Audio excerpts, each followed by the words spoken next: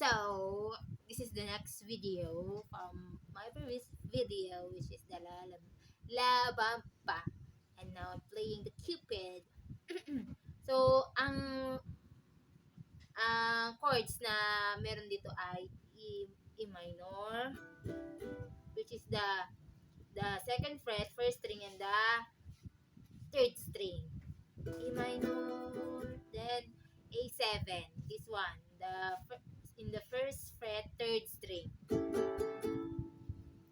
Then D. This one, in the second fret, the second, third, and fourth string. And last one, B minor 7, which we'll be using our whole pointer finger. So we'll twist it like this. Ayan, press mo lang. Press.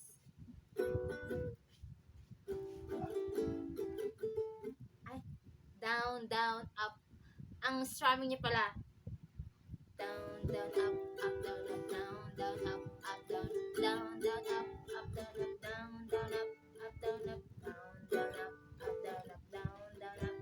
O yun, so, down, down, up, down, up, di pa. Pag up, pagta-down agad, di pa tayo.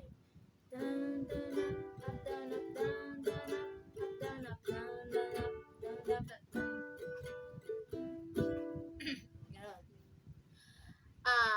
Yes, as you all learn to play the ukulele, madali na sa inyo, pero mahirap pa sa akin because it's been weeks since I started learning ukulele. Yung unang sakit ganyan na yung na-stuck na siya.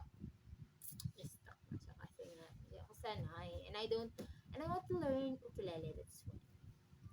So I'm here, I'm playing the ukulele. So now, let's sing the Cupid. I hope so I can sing. 1, 2, 1, 2. Dapat kita ba the ukulele? Pag ganyan, sister. 1, hindi ko makita. 1, 2, 3, go.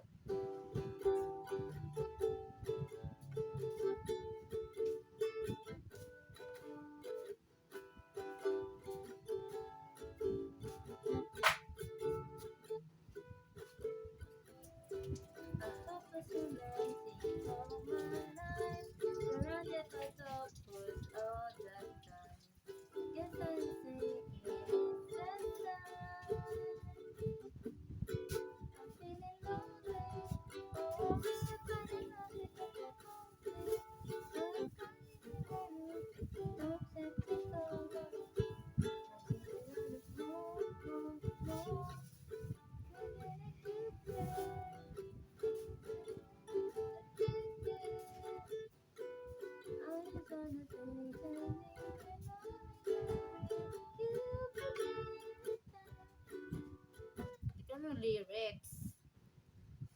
The lyrics. Basta yung